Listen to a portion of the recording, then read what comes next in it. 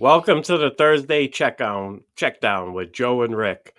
Tonight, you see him on the screen already. We didn't want to hide him. We didn't want to bring him in like we roll out all our guests. He's already been here. He's our first second time appearance guest since me and Rick have been hosting the Thursday Checkdown. So it's kind of a checkpoint, I guess, if you want to call it that. Um, you He's the Gridiron scholar, John Laub. Hey, Rick, thanks for Rick, having me John, on. how you guys doing tonight? Sorry. Go ahead, John. No, I'm thanks for doing having me great. on, gentlemen. It's an honor to be your first second-time guest. Nice.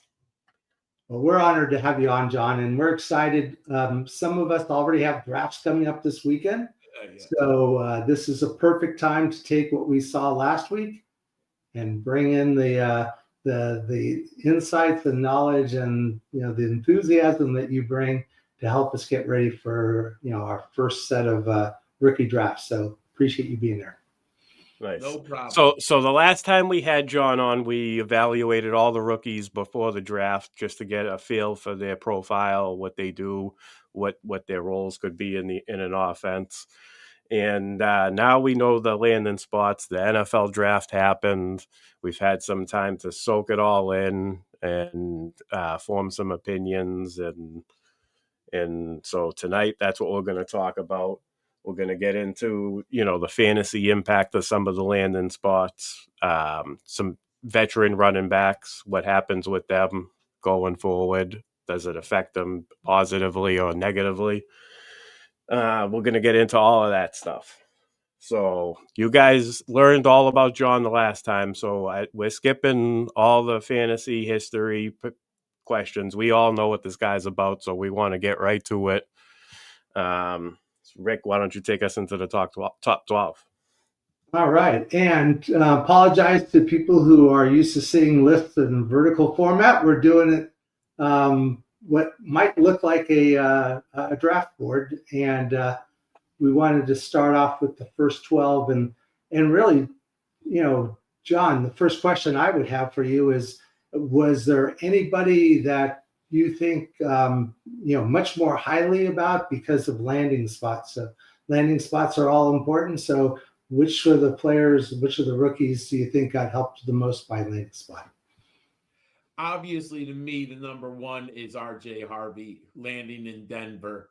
Denver was one of the teams that I think most fantasy fans had looked at. We would love to see an improvement in the backfield. Dallas was another. Pittsburgh was one once Najee Harris left. But having R.J. Harvey, he was my pre-draft number 6 running back. I could not have dreamed for a better landing spot than R.J. Harvey ending up in Denver with Sean Payton. And anyone who's listened to me for over the years, it's the system, baby. Bet on the system. Obviously, talent matters to an extent. Justin Jefferson is so much better than Jalen Reagor. However, when you're looking at ball carriers, especially a class that is loaded, this class was loaded, and then you have to differentiate on the talent. And that often comes to systems in fantasy. Look at the players that Sean Payton has made relevant before Denver. Deuce McAllister. For all us old guys, we remember Deuce McAllister. For those who aren't old enough, go look up some numbers. He was a really good back for the New Orleans Saints. Pierre Thomas, Reggie Bush, who I actually thought he did not use well enough in New Orleans, and Bush went on to have some great years with Detroit and Miami. Mark Ingram, Alvin Kamara, just to name a few. Now, since he got to Denver, Javonte Williams had not been able to live up to his high billing as a second-round pick. I think the injuries took their tolls on Javonte Williams, and he just didn't seem to be the back that Sean Payton really, really coveted. So I loved R.J. Harvey. I loved the film. My model absolutely loved his production profile. Yes, he's a little bit older. Gentlemen, I'm looking at a 3-year window for running backs. Anyone who's projecting 5 years out with the running back position, you're stone cold crazy. I don't care if RJ Harvey's a little older. I'm only looking at one contract with RJ Harvey. I'll worry about my backfield literally 4 years from now. I can't tell you who's going to be relevant. You don't believe me, people. Just look at the top 20 ball carriers from 19. I'm really old. From 2021, and see how many of those players are still making a fantasy impact. It changes so much in the backfield. So I'm looking at Harvey, 3-year window. What do I like even more? Sean Payton's getting up there in age. Sean Payton definitely wants to get back to the Super Bowl sooner rather than later. We're not looking at a coach likely with 10 years in the future. He's not Sean McVay or Matt LaFleur. He's probably looking at a window. I don't know in 6 years what I'm going to be doing at his age. So what do? You run the wheels off of RJ Harvey. And then I did my homework. What did Sean Payton say after they drafted him? Every quote I could find. He loves his pass catching ability. And if you watch Harvey on tape, he runs some nasty wheel routes. He's catching the ball at times 15, 20 yards down the field. He might get peppered with 60 targets. I have him conservatively forecasted for 45 catches. Could Harvey have more? Absolutely. In this offense, Sean Payton, the sky's the ceiling for catches, but I'm going to be conservative. Give me any rookie with 45 catches. And you mentioned Kamara and Ingram. You're seeing Harvey taking kind of that Kamara role, which will give him plenty of work running the ball as well. Do you see anyone yet on that roster that might be the Ingram role, or it's going to be pretty much just a pure, Harvey taking the 3-down role? I think it's purely Harvey in all close games and big games. Jaleel McLaughlin, if the Broncos are behind by 20 and they're just playing catch up and throwing the ball, then you throw McLaughlin in there. If you're ahead by 13 in the fourth quarter, you might want to grind out some tough yards with Audric Estime. But I don't see either of those two players really being a competitor for touches that matter. If the game is 21-20, Harvey is going to be in the backfield. Thank you, Mr. Brown. I love Joey Brown. He's one of the best followers on Twitter. Absolutely. One of my better friends in the space. A great guy. Yeah, he's great. So I love Harvey for all significant touches. And what do we have tomorrow with 88? Wasn't it like some crazy 3 years in a row with 88 catches each season? I don't think Harvey's as proficient as Kamara, and Bo Nix isn't going to pepper the running backs as often as Drew Brees did late in his career. But I'll take 45 to 55 catches at my running back all day long. I just want to point out that Evan Ingram, they brought in Evan Ingram as well. So, what do you think that? Do you think that benefits him, or is it?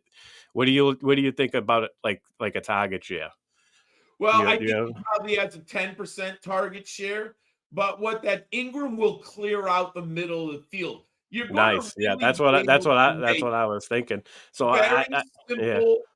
very simple reads. You go Marvin Mims deep, then you go Evan Ingram in the middle, and then you dump it off to the running back RJ Harvey. Or you go Cortland Sutton deep, Evan Ingram in the middle, RJ Harvey. It's a very simple plan they have right now. And if you actually look at the construction of the offense, you end up with Sutton and Pat Bryant. We can talk about them if we want later. They're the big-bodied ex-receivers, Michael Thomas, Marquise Colston. But if you watch Sean Payton all these years, he's always had sprinters who can attack the defense deep. Remember guys like, is it Darrell Henderson? He's always had that guy, right, who all of a sudden can hit a 50-yard bomb. Well, that's Troy Franklin and Marvin Mims. He's got his receivers the way that he likes to construct his wide receiver core, and you can just see him putting together this team. It's going to be dependent on the offensive line. Are they going to continue to improve? Can they protect Bo Nix? But he's got the simpatico of the wide receivers. Love it. Any other good landing spots you see here in the first 12? Well, I love Caleb Johnson moved up to me. My whole analysis was Caleb Johnson. He excels in the wide zone runs. He's awesome out wide in space. Now, he has an advantage in college. Remember, the hash marks are further. So when you're on the far side of the field, you got a lot of room on the wide side. NFL, the hash marks are closer together. So you don't have as much on the wide side. But Pittsburgh runs a lot of wide outside zone run with Arthur Smith. Now, if you like Caleb Johnson as much as I do, and I would assume Arthur Smith knows more about run game than I do, maybe you tick up that wide zone run percentage more, right? I could see it, not massive, but maybe you uptick it 5-6%. Give Caleb Johnson 2 or 3 more runs every game on that wide zone. What I like about him, he is a big enough body to bang between the tackles. So he will be, the defense can't just defend against that outside wide zone. But you get Caleb Johnson out there, and bam, when he gets a lane, he's awesome. Like, he's got that football speed. Sprinter speed is not there. But anyone who's watched football, I'll say it, there's a difference between football speed and track speed. And one of the reasons I think the elite wide receivers, those who run like below a 4.3, they don't have football speed. They have straight line speed. You got to be able to mentally process pre-snap. Then you have to process information while you're running full speed. And then you have to worry about getting your head clocked by a safety. Not everyone can do that. Caleb Johnson has really good football speed.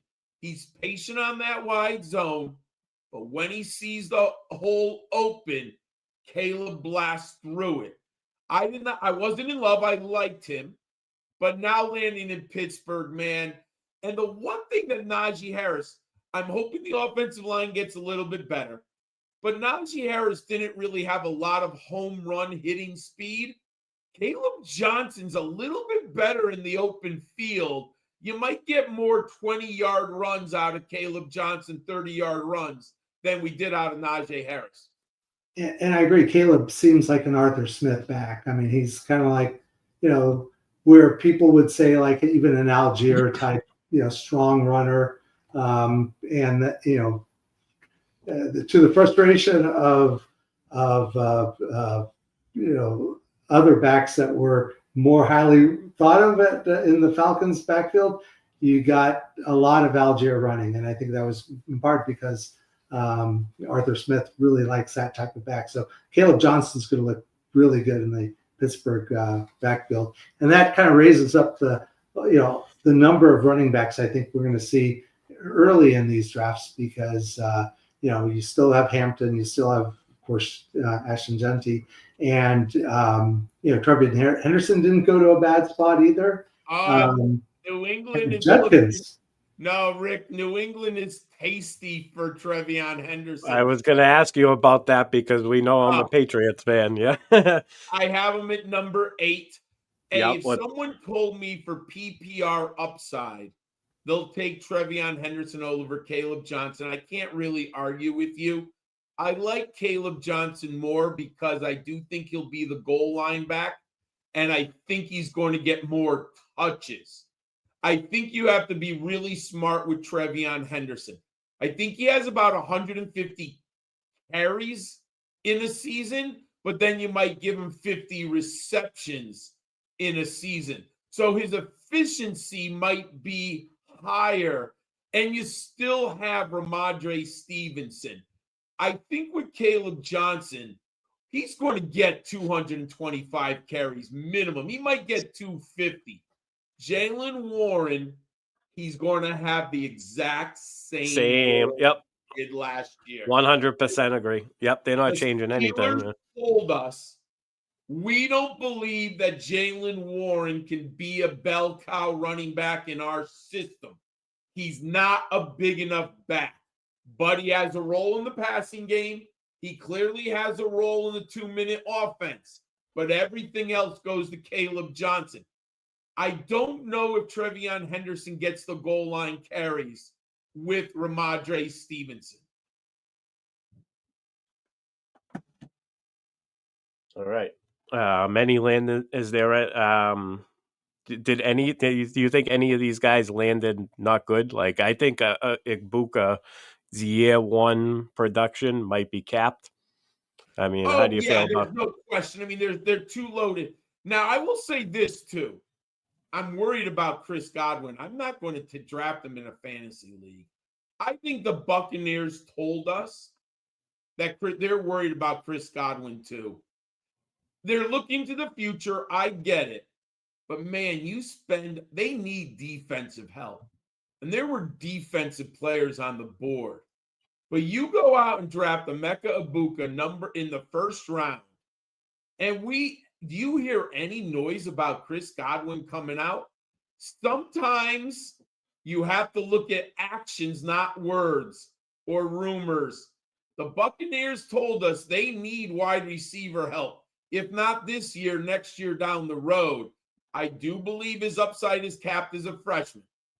But I think it's wheels off to the moon in year two. Yeah, especially at Baker Mayfield. Hey, Baker Mayfield's there. It's time to believe in Baker Mayfield. He's an efficient fantasy quarterback. We can argue about winning, playoffs, all that. That's a different story. But from a fantasy perspective, Baker Mayfield is fantasy gold.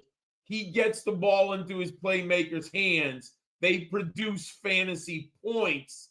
Emeka landed in a really, really nice spot long-term. Nice. All right. Who did we hit? How about Ty Warren? I'm a little worried about Ty Warren. As am I. The year, especially at rookie season. Yeah, and he's in Indianapolis. Look, I don't like the quarterback situation. Please, how could anyone? I really, excuse me, gentlemen. You have Anthony Richardson and Daniel Jones. I'm not overly impressed with either of those two young men throwing. Now, I do believe Jones is there the year Evan Ingram did extraordinarily well at tight end for the Giants, right? So he can throw Daniel Jones to the tight end. But he's not the most efficient quarterback. He doesn't even have a Baker Mayfield season anywhere near him from helping wide receivers. Anthony Richardson, we just have not seen it. Everyone who's still 100% in on Anthony Richardson, they're 100% banking on traits. He didn't do it in Florida. He didn't play many games in Florida. He has not done it at the NFL level. He has not stayed on the field. Until I see it, I'm not going to believe a thing with Anthony Richardson. He's got to show me for 8 weeks that he can throw the football with good acumen and accuracy, and he has not done that. However, Tyler Warren's an uber athletic tight end.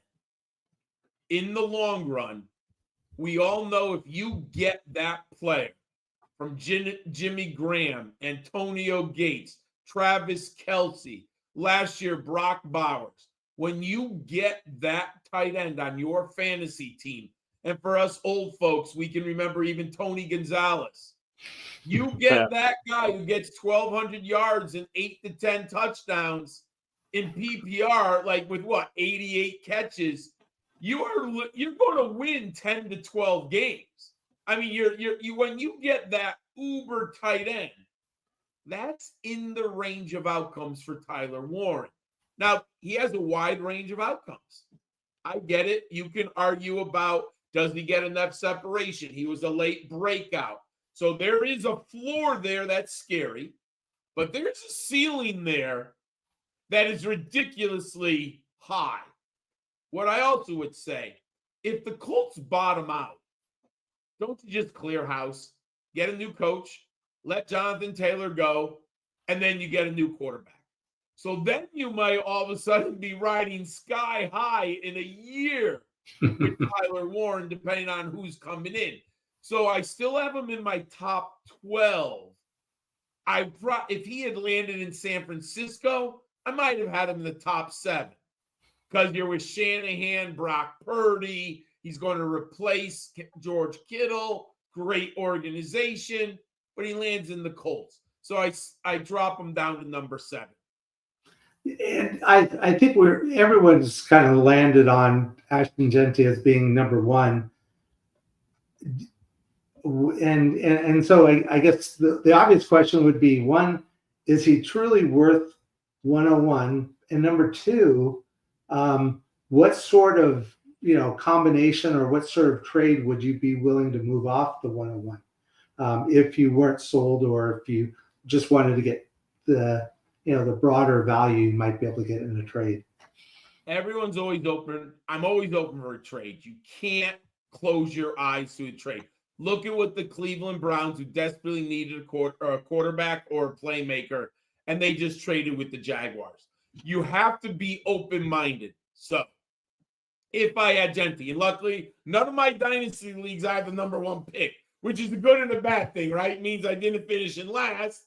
However, I don't get a shot at Genty. So if I did have it, though, I would have to still get a number 1 pick this year. So we're flopping picks this year. I need a number 1 pick next year, and I need a number 3 pick this year minimum. And I would probably squeeze a starter somewheres out of it. Try to get a player.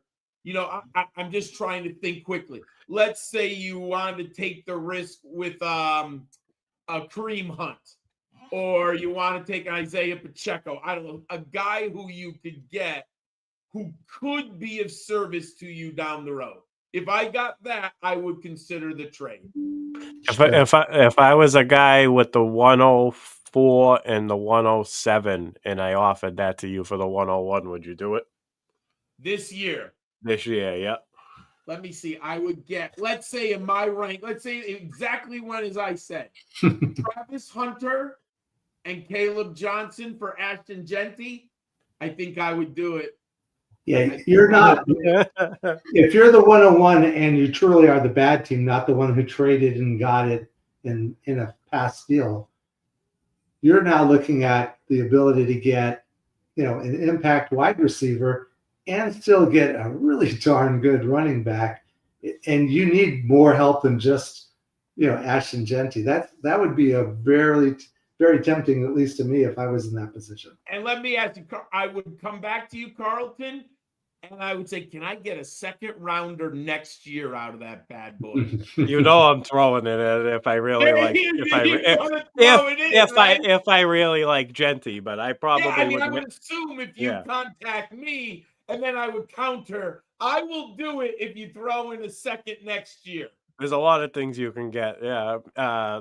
Joey Brown, actually, today, he called me and he asked me about a trade. I'll talk about it for a minute. I'm going to talk about it for a minute because it was pretty cool.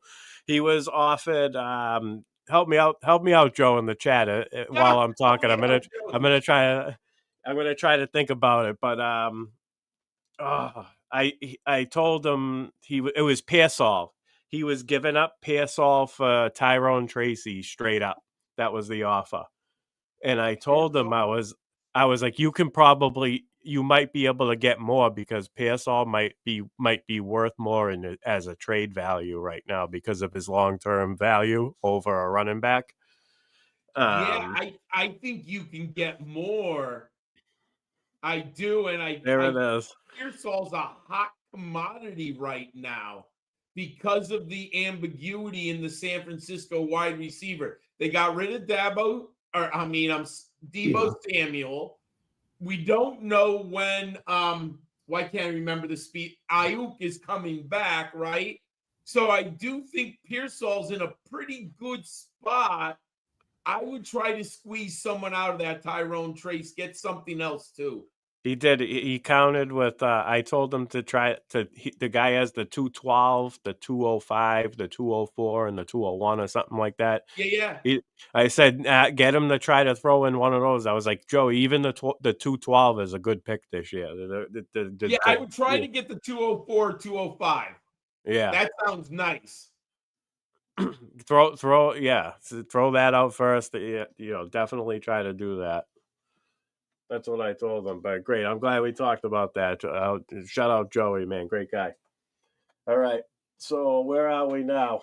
We're on Genty. Oh, Genty, 2025 redraft. Are you taking him in the first round? End of the first? Question. Yep. I want him in the top 6.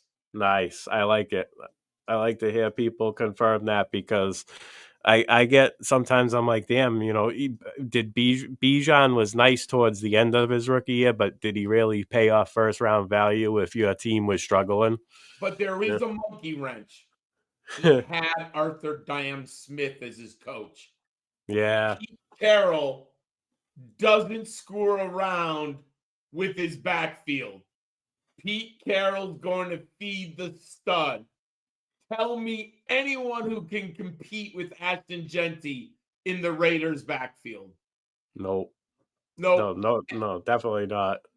I mean, Arthur Smith always is the monkey wrench, right? Like you said, he's throwing out Tyler Algier when you draft Bijan, yeah. That's not Pete Carroll, man. All right, we're moving on, Rick? All right.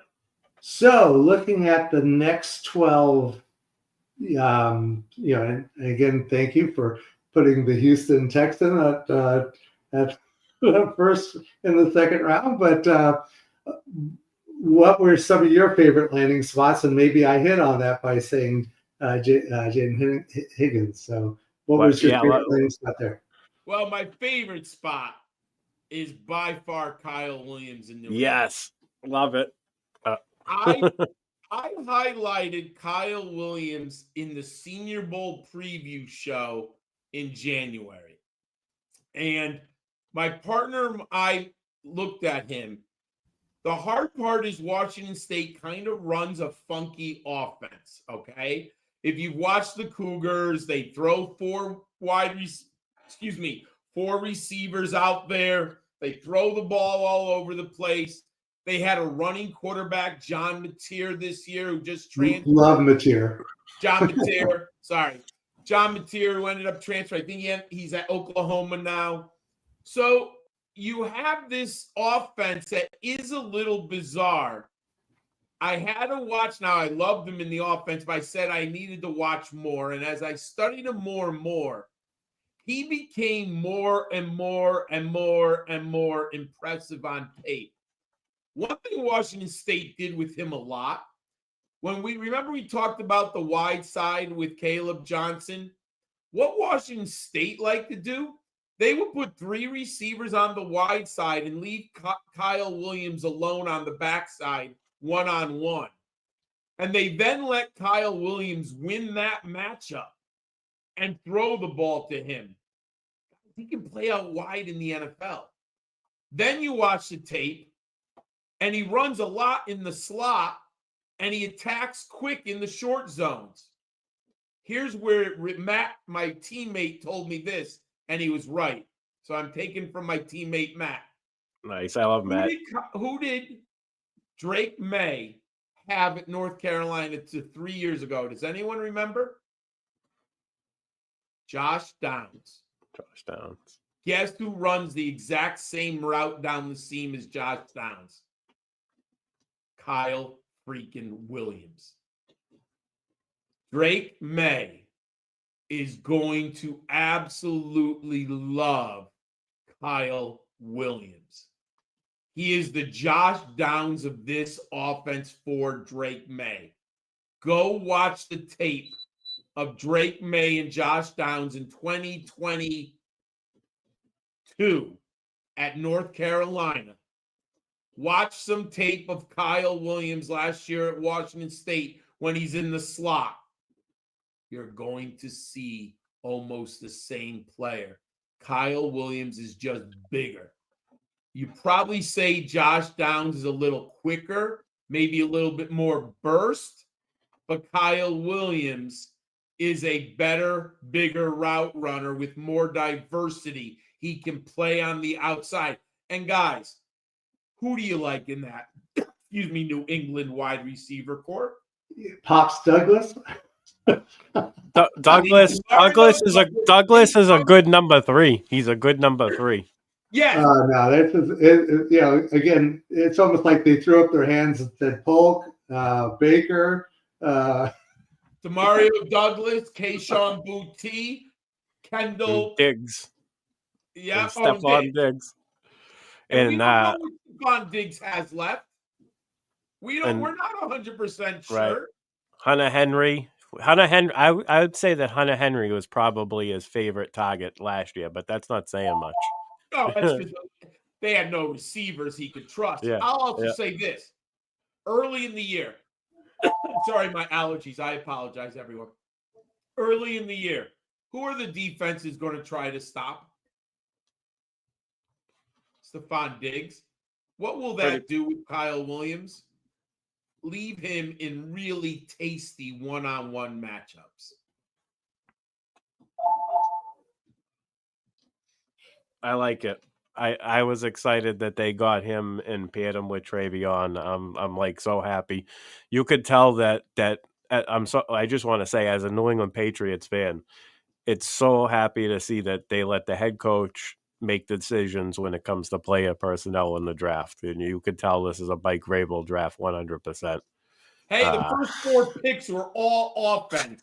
2 linemen, a running back, and a receiver. They're doing what you're supposed to do. Right. Help your franchise young quarterback. I love it. Yep. Nice. All right, so let's talk about Rick's guy now, Jaden Higgins. Which one? I'm sorry. Jaden Higgins. Oh, Jaden Higgins. Not a bad spot. Houston.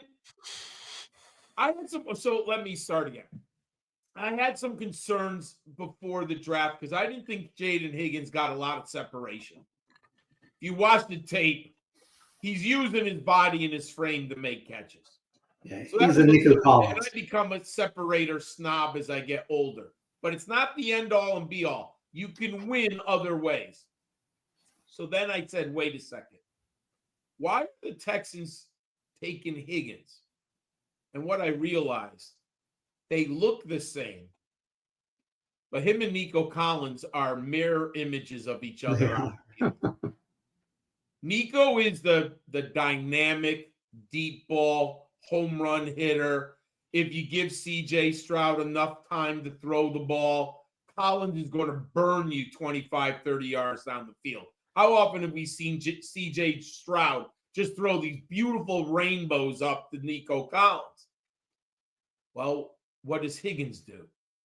He wins in the short area and the medium. What they have now is a Twin Towers. And for those who are old enough, that refers to the Houston Rockets with Ralph Sampson and Akeem Olajuwon, who are the original Twin Towers. So hopefully you understood that. Go look it up. So now the Texans have the modern version of Twin Towers on the outside. But they play very differently on the field. Higgins is the perfect complement to Nico Collins. And then you have Christian Kirk. So you have this beautiful dynamic of Kirk, Higgins, and Nico Collins on the field. You can attack secondaries everywhere. Higgins excels. And I saw Rick shake. You must have watched some tape or something. Higgins excels in that first 4 yards. Yep. Man, is he good with the body, the quick slant. He good hands. Perfect wide receiver for an offensive line that's not very good. 4 seconds out there. You want him 1-2, boom, ball in his hands. I've heard people say he's just like Nico. No. He's tall and big, but they don't play anywhere near the same. And then you have Christian Kirk, who's just the old wily veteran now who can just beat you in the middle of the field. It really works. And then they end up with Jalen. We can talk about later. But Jalen to replace Kirk in a year. So I really like Higgins there. But, you have to be careful. I think Higgins' ceiling is capped because the big points comes from the 50-yard touchdown. That's going to be Nico. Yeah, maybe Higgins gets one long touchdown next year, but it's still Nico Collins is going to eat in the deep zone. Right. Higgins might be the type of guy with like 775 catches for 810 yards.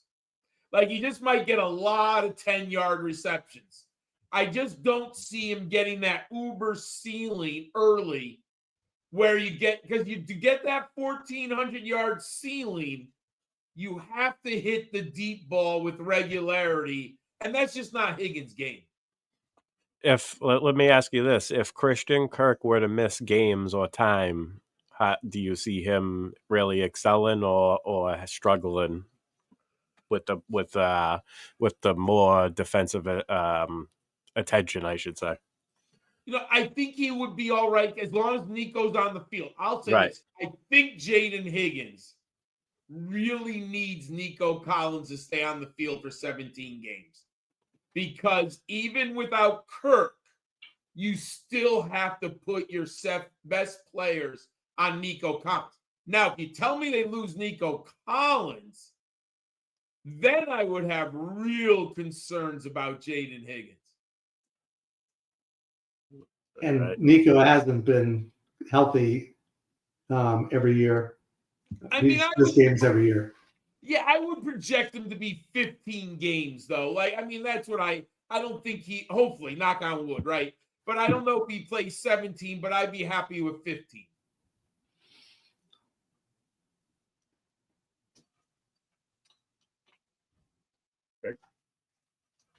Trey Harris. So you got Luther Burden ahead of Trey Harris. I kind of have that flip flopped. I wanted to bring that up. So why don't we talk about Luther Burden and Trey Harris? You can go one at a time if you want. Perfect. Excuse me, everyone. I'm sorry tonight. It is the offensive coaches. Ben Johnson is going to throw the football in Chicago.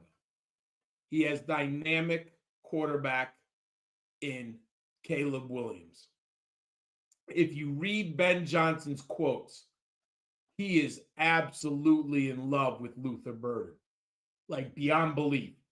He talks about using him. He says he's an Amon-Ra St. Brown. He just loves him in that role.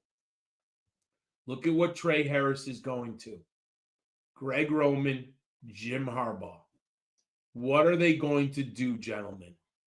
Run the football. Run the football. Run the football. Run the football. Run the football. 450 carries.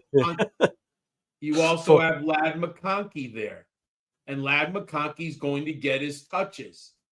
So what does that tell me? That Trey Harris has a limited ceiling. We don't know what Luther Burden's ceiling could be. What if he is Amon-Ra St. Brown in that Bears offense? Is it likely? Probably not. Is it feasible? Without question. Could Trey Harris ever get 1,400 yards and 100 receptions in a Greg Roman offense? Well, I guess I could be a senator next year, but the odds do not favor me. So I'm going to go with Luther Burden because of the offense. Gotcha. And then plus you have Ladd McConkey also. So that's a huge monkey wrench. You got Ladd McConkey. So what do we expect from Odunze and DJ Moore? Like, what do we do with them? Like, is there any way that they maybe move DJ Moore in a trade? I've heard rumors. I think DJ Moore is the number one trade bait. Yeah, I would love that. To the Patriots. Bring them. We'll take them. So I do think absolutely that DJ Moore could get moved. And I absolutely love that Luther Burden has, I think, a pretty quick path to relativity in Chicago. And I know we wanted to be able to also touch on, since it's a Superflex draft, we've got 2 quarterbacks going in this group or this round. So if you want to touch on Dart and Milrow. Well, Dart is, in my opinion, you got to give him value because the Giants picked him in the first round. You can't be blind. I like Dart pre-draft. We talked about Dart. I had him at my number 2 quarterback pre-draft. Never moved away from that. But there are people who don't like Dart, and I understand the differences of opinion. But when a team drafts a number in the first round, he's going to get opportunity in the NFL. They signed Russell Wilson and Jameis Winston. They're going to play. I am hoping that Dart does not step on the field this year. Give him the Patrick Mahomes treatment table. Just throw Russell Wilson and Jameis Winston to the Lions. Literally just let him take the beating. Let Jameis Winston throw the ball 300 times to Malik Neighbors. Just go out there and take it for the team, gentlemen. Jackson, sit on the sideline, watch some tape with me, listen to the headsets. You're my quarterback in 2026. So I absolutely, and then he's going to be the starting quarterback. So you're going to hold value. We know in Superflex, quarterbacks retain value longer than other positions, especially first round quarterbacks, right? So I take Dart there. Jalen Milrow is the Anthony Richardson roll of the dice, where if he's hit, he is fantasy gold. His ceiling is Lamar Jackson. His floor is Anthony Richardson. And if you're getting him late in the second round, you have to roll the dice. He's probably going to sit on the bench for a whole year. If he sits on the bench for a year, he retains value. Then Seattle goes and says, we're going to put him in the lineup. Does that, so there's value in the quarterback. And what if he hits his ceiling? Okay. So the 2 tight ends going in this range, Colston Loveland and Mason Taylor. I'm going to have a ton of Mason Taylor. I'm not going to overpay for Colston Loveland. Right. I put him there, but I think he's going to get drafted before. Higher. Yeah. He is going higher for sure. That's just your ranking. Yeah. These are John's rankings. We just put them in ADP form. I was supposed to mention that in the intro. I think I skipped over that part. Just so we, get a general idea of a rookie draft feel too, because we all got rookie drafts starting this weekend. If you guys haven't already been in one that started or finished one already. I'm pretty convinced that there's always going to be an owner who likes Colston Loveland more than I do. And that's okay. I'd rather live in the Mason Taylor range. And I have another tight end I love too. I'm going to seek those 2 tight ends. We know there's volatility at the tight end position. Yes, we've been lucky the last 2 years, right? Brock Bowers and Sam Laporta. But that in general, now, if it happens a third year, then maybe I might completely change my mind. But I'm not willing yet to say that these young men could come in from day one in the NFL and hit a grand slam. It did happen the last 2 years, so I get it. But I'll let someone else take the risk with Colston Loveland. And you see, I like Burden better than Loveland. I think Burden is the guy you want in Chicago 2 years from now. I think you're going to have Rome Odunze, Luther Burden, and Colston Loveland on the field with the new running back. I do. So I like Burden more. So I'd rather have Burden than Loveland, and then I'd rather have Mason Taylor. Hey, man, he's got the runway to targets. After Garrett Wilson, do you like anyone in the Jets pass corps? He has a real definitely has a path to be in that number 2 target. Oh my God, It looks bad right now in New York if you look at that depth chart for wide receiver. So maybe it goes number one is, well, we know Garrett Wilson's going to be the most targeted. Maybe Right. it's Breece Hall or a running back, and then it's Taylor. So I love him there. Nice.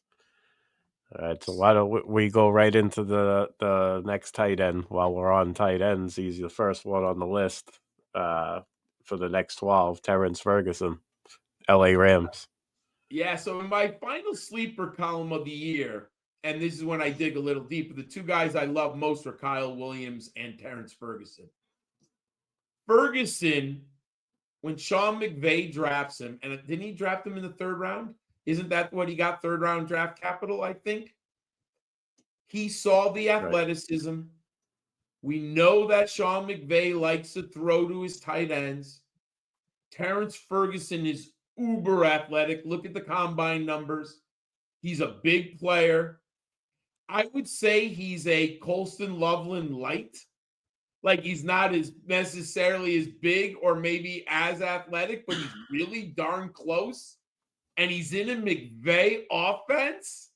Yeah, I mean, his competition is Higbee. So, and Higbee, I think we've seen all sorts of opportunities.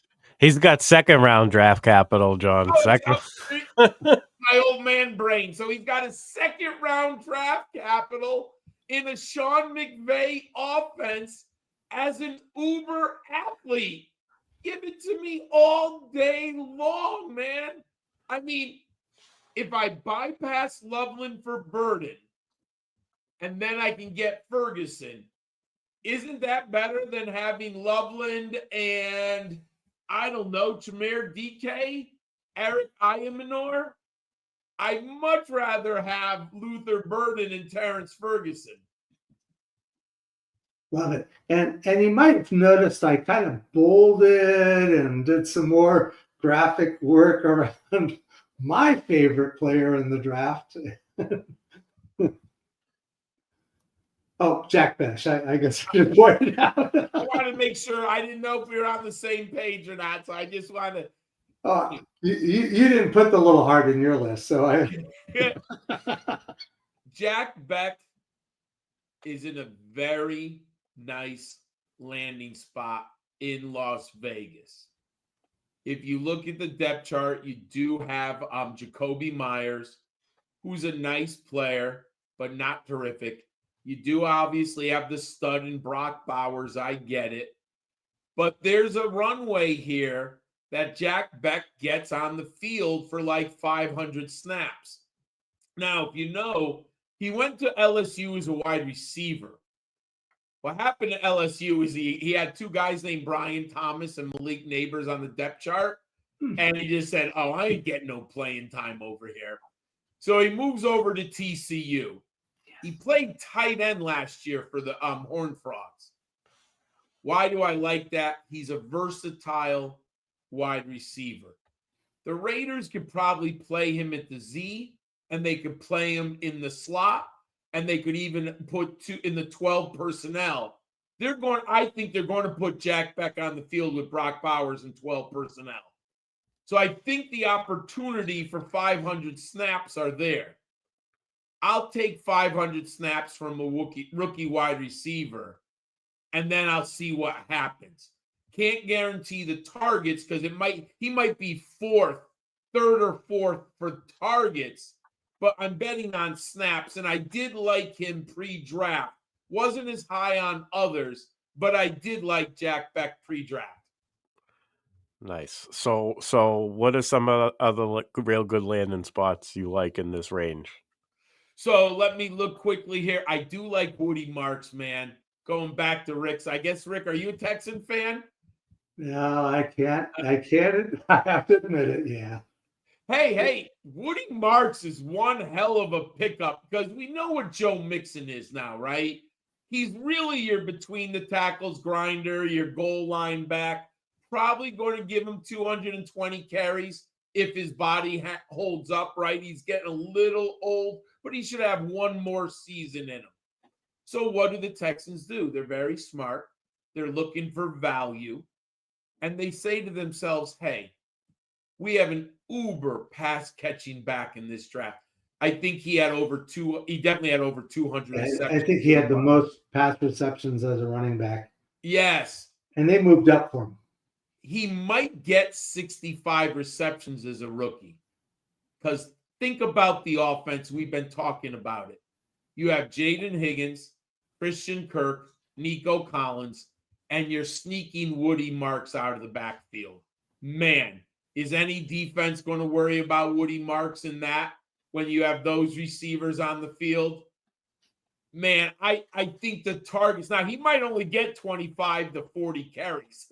I'm joking, but I'm serious. Yeah, but yeah. he can easily get, I would probably say, though, let's be realistic, 55, 75 carries, 65 receptions, though. I mean, Woody Marks is just in the right system, and he's attached to CJ Stroud right now. So I like him very much in that landing spot. And are there any landing spots you don't like amongst this third group of 12? You know, my conundrum right here is Jaden Blue. I have my concerns with Jaden Blue, fumbling the ball, undersized, never proven to be a superstar, never ascended to the top of a big depth chart at Texas. I get it. But can he actually be the guy in Dallas? Now, you look at the depth chart and you say, there's some room here for some touches if Javonte Williams doesn't really pop again, doesn't live up to expectations. So I'm putting it in there reluctantly because I'm not in love with the talent, right? And then, I love Pat Bryant, Joey. I moved him up to 36. You know, it's kind of weird how the draft process is so interesting when you've done this. I like Pat Bryant at Illinois, but then he ran a really slow time at the combine. I think it was like a 4.63, 4.68, something. You're like, ooh, that's not very good. But he is a good route runner. He does have a big body. And look where he lands.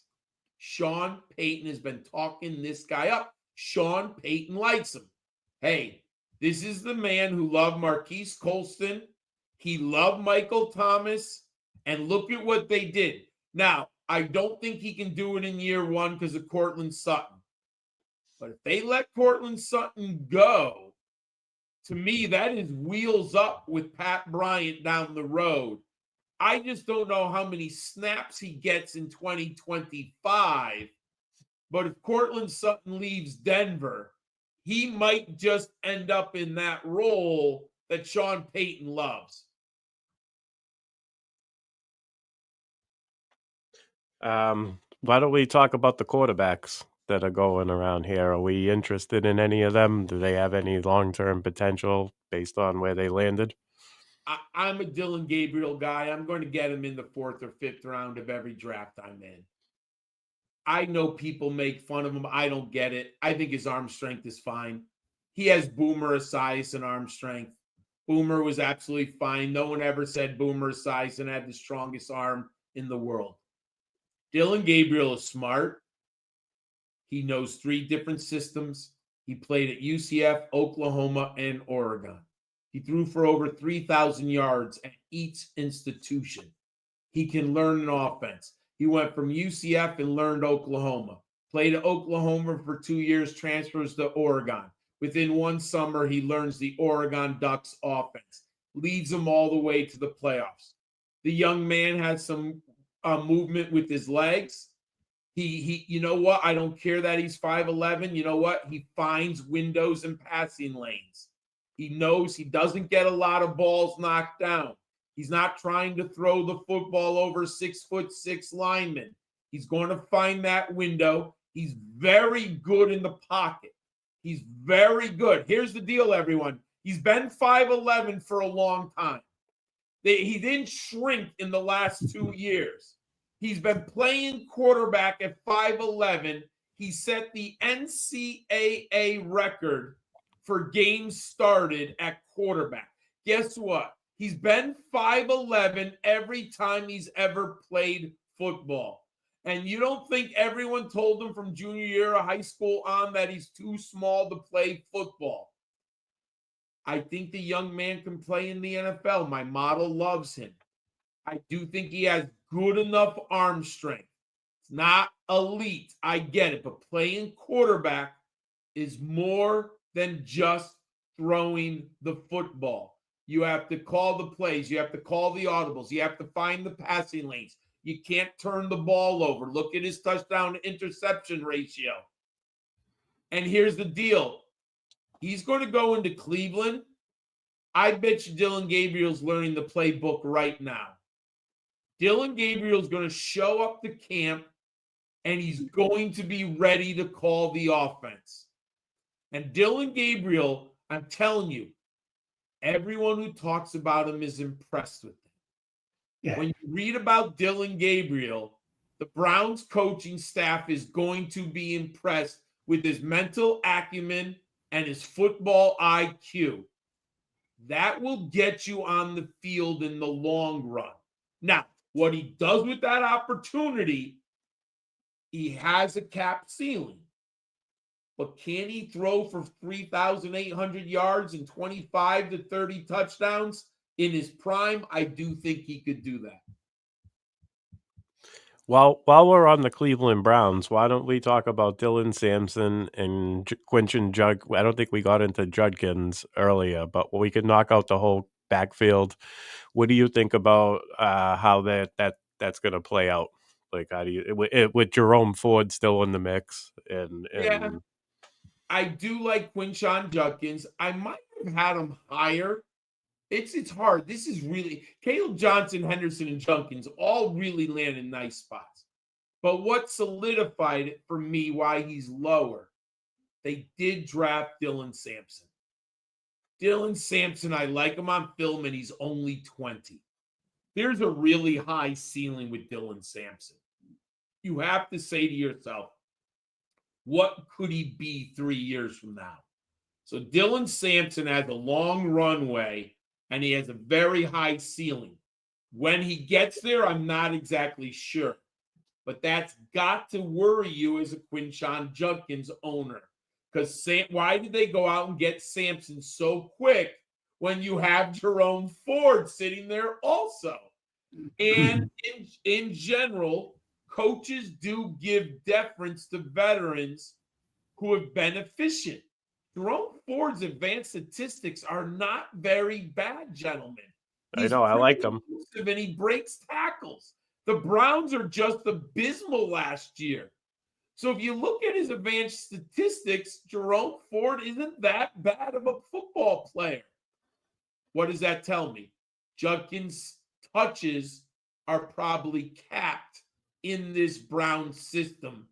You know, maybe he gets 200 carries instead of 240. Maybe he only gets 10 receptions. That, to me, is why he's lower, but I do like him. And Sampson's the home run guy.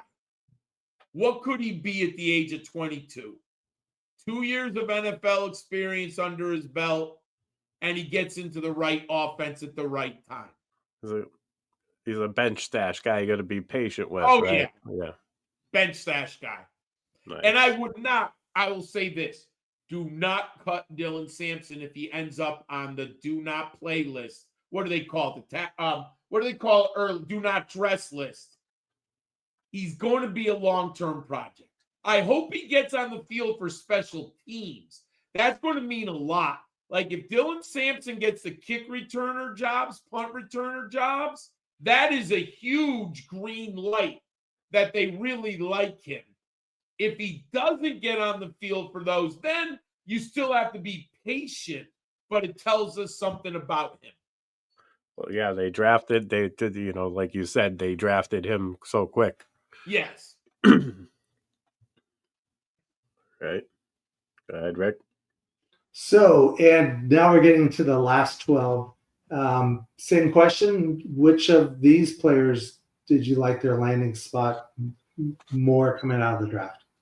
Let me look. I have to move up my screen. My old man eyes. I can't.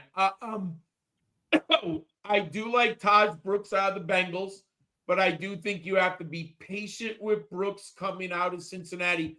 Chase Brown is going to have touches. Organizations are loyal. Chase Brown was very good last year. He helped Joe Burrow. There's no question about it. I do think Brooks might be a 2026 running back unless Chase Brown goes down. We've all had DFS, right, where you're salivating when the starter goes down. Maybe Taj Brooks gets a certain day where he's bare minimum price and you put Brooks in for the Bengals. I like him. I'm still very high on Devin Neal.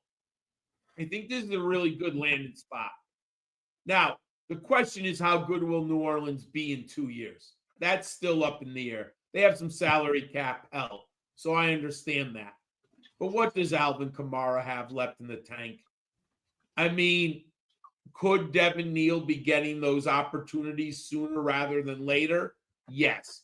I still like his football film tape, even though he's not the greatest of athletes. But look we've seen Kyren Williams wasn't the greatest athlete, and look what he's doing in the system.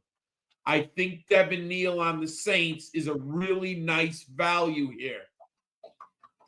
Earlier, we were talking about Brashard Smith before we came on the air.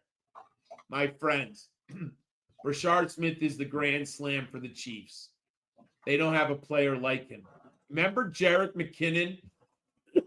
What was that, late in the season in 2022, where he was just getting those uber touches in the passing game and the goal line work? There's a lot of Jerick McKinnon in Brashard Smith. I think he's going to come at a really nice price in an Andy Reid offense with a Patrick Mahomes calling signals. I really like Brashard Smith. He's uber talented as a pass catcher. He was a wide receiver at Miami, and he could be really, really good for the Chiefs if he gets a chance. Sneaky play. Jordan Watkins. Guys, San Francisco is pretty good at identifying wide receivers. They took Jordan Watkins out of Mississippi. I liked him because of his athleticism, but he was a late breakout for the Rebels. I didn't love the film because it's the Lane Kiffin offense and it's a little kind of sneaky and he's very good at scheming wide receivers open. But if Shanahan took him, I think Jordan Watkins is a sneaky guy. I'll have a lot more Jordan Watkins than Sevion Williams. All right. Any guys that you think didn't land well? Like, how do you feel about Trevor Etienne in Carolina in the mix there with Hubbard? And, they just signed Rico Dowdle. And, I was kind of excited about Rico Dowdle for a little while there. Well, I'm not as high on I'm not as high on Trevor Etienne as my partner, Matt Hicks. I don't know what the ceiling is out of him. He never was the bell cow at Florida or Georgia. I thought he had a great landing spot in Georgia when he transferred there. Their backfield appeared to be open. He just never really – now, he did get injured and dinged up. I get it. But that is a concern if it keeps happening. And I do think the backfield – didn't they just give Chuba Hubbard a big contract? Like, he's going to be their guy. They like Chuba. Sometimes you just have to look at what the coaching staff is doing. They gave him all the touches. He had all the goal line. He had all the pass catching he could handle, all the carries he could handle, and then they give him a big contract. It doesn't matter what you think of Chuba. The coaching staff likes him. And then they go out and sign Rico Dowdle. So, where does that leave anything with Trevor Etienne? That's what I'm saying. Yeah, I'm not in love. I get it if you want a late round flyer, but I'm not going to have Trevor Etienne very much. Nice. So the one player that most everybody was watching throughout the draft was Shedeur Sanders. And so any of your thoughts, you think he'll see the field at all? Or traded? Do you think he gets moved at some point? No, he won't get moved. No one wants him right now. If anyone wanted him, they would have. Right. Him. He was free. Right. He was just literally free, and no one even drafted him. So there's no value in trade for Shedeur Sanders right now. the owner, I think, made the decision. You can just look at the faces of the they did not want to draft Shedeur Sanders. The owner just said, "Okay, come on, this is ridiculous." Where the Browns will take you. Yes. Now, when we were on the show earlier this year, I was on your show. I told you I was not as high on Shedeur. I had a second round grade, and I thought there were a lot of things people were overlooking. I had it, and this was, when did I come on? Early February with you guys. Mm-hmm. I said early February. It's Ward, Dart, Shedeur, Milroe. Now, I did not think Shedeur would fall. I mean, I thought he might fall the second round. I did. I said, you know what? He looks like a second round pick. I did not have access to the interviews. I did not have access to the information that we are now given. So obviously, all of the off the field stuff just really derailed him. I did have questions about his arm strength. I had questions about his propensity to take sacks. And I told you Travis Hunter bailed him out all the time.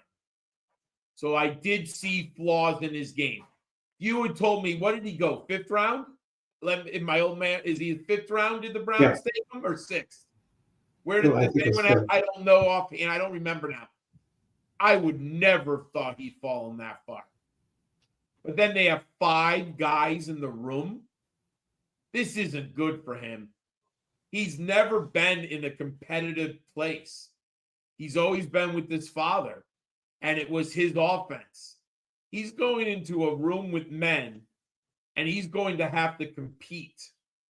Will he compete on an intellectual, football, emotional leadership scale? I can't answer that. I would say right now, if I'm a betting man, he can't. He's never had to do that. I'll tell you what Dylan Gabriel can do. He's going to put his head down and come in and compete. I think this is looking very bad for Shedeur Sanders. Now, I hope he proves me wrong. I hope he goes in there and he just shuts his mouth and competes. But he hasn't done it at this point. I don't know. I will have 0 Shedeur Sanders in Dynasty. 0. Literally not 1 share. And I will have no concerns that I own no Shedeur Sanders. Yeah, and if he does make it, he'll make it on someone else's team, not mine. Yeah, and that's, hey, I hope the young man succeeds, but this is fantasy. We have to make decisions. I have 0 Anthony Richardson, no shares, no cares. 0 Daniel Jones, no shares, no cares. 0 Mitch Trubisky, no shares, no cares. Once I make up my mind in Dynasty, I don't care about nothing else. I'm out. Nice. I like it. Judging by those names, sounds like it's a pretty good strategy. Hey, once I have a quarterback who I don't like, I'm gone. I'm out. Well, yeah, it's pretty. That's kind of how the nature of the position. So I get it. It makes sense. But people do get bamboozled by draft capital and coach speak. Oh, the NFL can't be wrong. No, sometimes. Hey, I've been wrong too, but I'll take my track record and ride with it. 100% agree, man. I've been listening to you for years. Thank you, sir. Yeah, appreciate it. Is there any guys? So I got your rankings. There were 60 players. We're only putting up the top 48 because a lot of rookie drafts are like 4 rounds. Yeah. I mean, anybody not on here? Well, the only ones I think are interesting if you're willing to take a flyer, and obviously bench depth matters. I still like Damian Martinez. Not really sure why the NFL hated him, but I'll take the chance. I do like Kyle Monangai in Chicago. I don't know what his ceiling is. Maybe it's Isaiah Pacheco, and I hate that analogy because they also played at Rutgers, but he's just not really a pass-catching back. They got DeAndre Swift. He's not the explosive back like that Ben Johnson wants. At best, maybe David Montgomery, but I don't think he's as good. But he is interesting. Let's just leave that. I'll give you one deep sleeper who actually might have a very sneaky path and no one's talking about him. Jacory, Krosky, Merritt, Washington Commanders. Very interesting player. He was at New Mexico. He was a rock star. Transfers to Arizona. Gets hurt last year. Basically did nothing with Arizona. I think he was my pre-draft number 22 running back or something like that. The Commanders took him. There is opportunity sooner rather than later in the Washington Commanders offense. He's the guy, if I'm in the 5th round, I might take a lot of Jacory, Krosky, Merritt. High risk. He could be cut. I understand, but I do think he's a sneaky buy. And John, I have a couple of IDP leagues where we're 7 rounds, and so your deep targets are really appreciated. I really like this one because Austin Eckler is not going to be there forever, and Brian Robinson might not be there forever either. Yeah, and Brian Robinson, we kind of know what his role is now, right? What he does, Yeah, and what if Eckler's, I thought he looked out of gas. What if he's really out of gas? Merritt might be that guy in that. And don't you want a running back with Jaden Daniels? Yeah, and they definitely. Didn't draft anyone. That whole offense. Dallas aren't drafting running backs. What's going on here? They signed that whole offense is going to be fireworks. And let me look. I think pre-draft, I think I had Jacory, Krosky, Merritt ahead of Jadon Blue. Let me double check for you. One second. I got to open up a different file. Here we go. Let's see. Aha. Yep. I had Jadon Blue 25 pre-draft and Jacory, Krosky, Merritt 22. You tell me there's a real big difference? And who would you rather have right now? Dallas or Washington players? That's definitely Washington. And you're going to have to pay for Jadon Blue. You're going to have to get him in the 3rd round, right? He's going to probably go, I think, in the 3rd round. So I'll take Jacory, Krosky, Merritt down in round 5 or 6 and be very happy. Is he going to be a lot like Alfred Blue? Remember that guy? Oh, my God. Remember Alfred? He ran like a rhino with 2 legs. Like, he was so slow, that Alfred Blue. Oh, my God. He was a big guy. Listen, he was slow as molasses for a running back.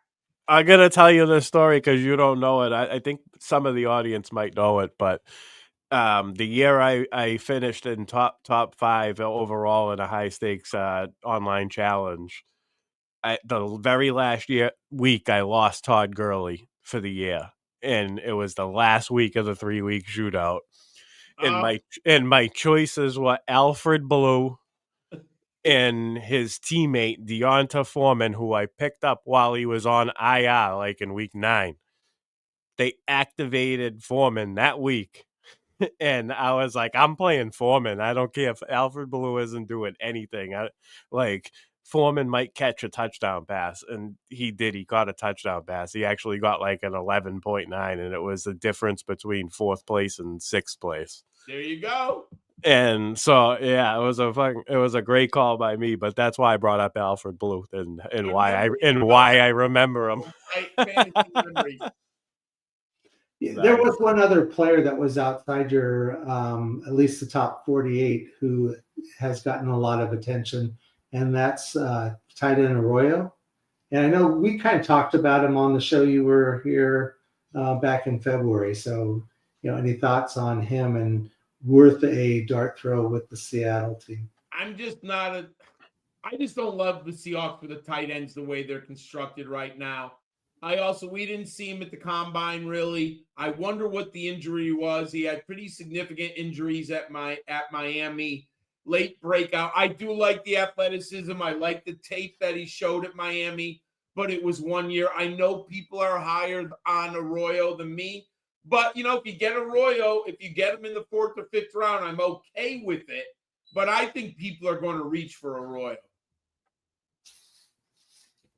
Well, we got a lot of great information on the draft, getting ready for our drafts, and so this has just been just a fun show. And having you back for the second time, we're probably going to try to get you back for a third and a fourth. Since Absolutely.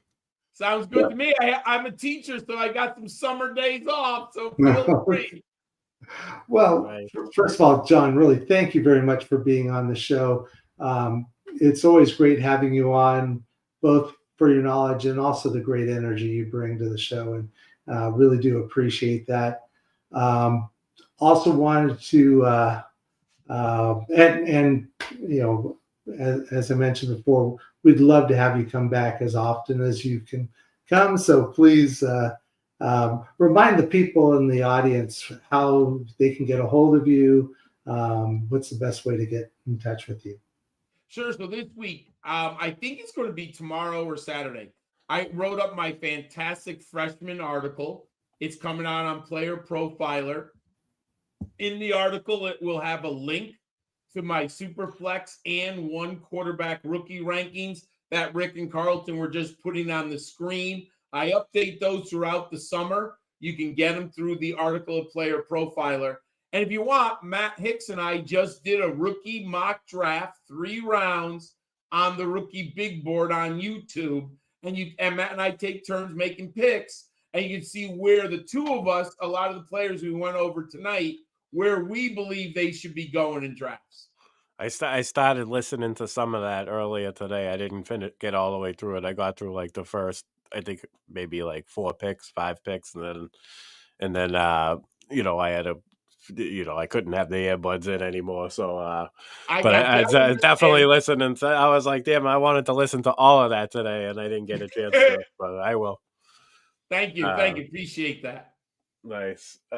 So yeah, absolutely appreciate you coming on, man. Always enjoy the discussion. Did we go over? Were there any veteran running backs you wanted to talk about, Rick?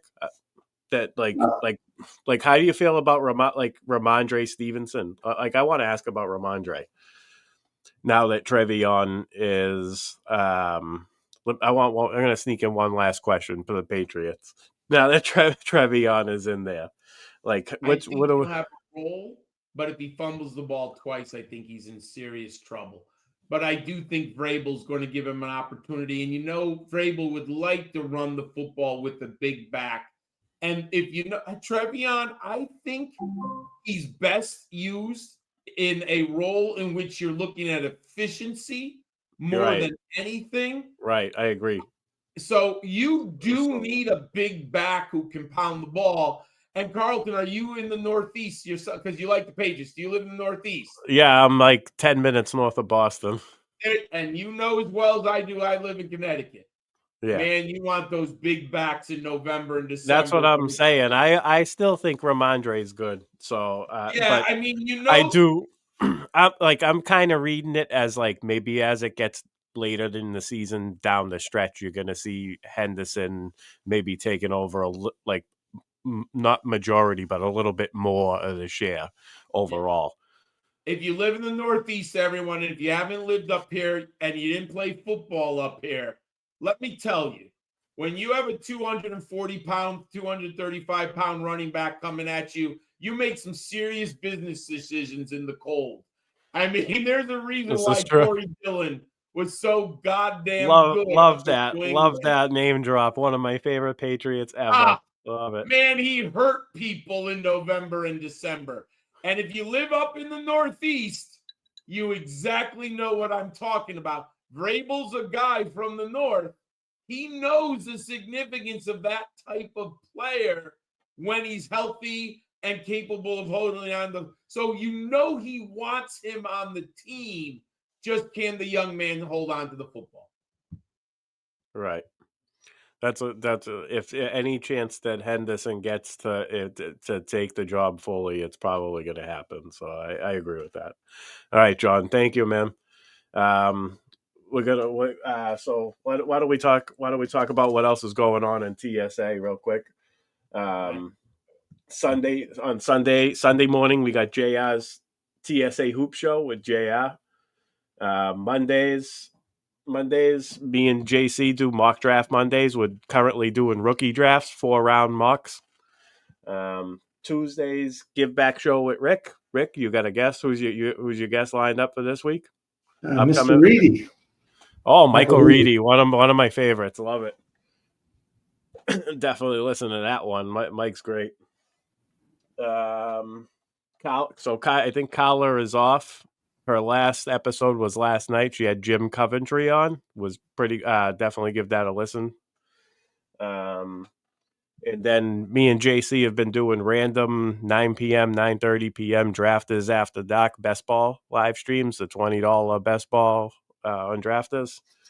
We usually do 2. Sometimes we do 1, but we usually end up doing them back to back.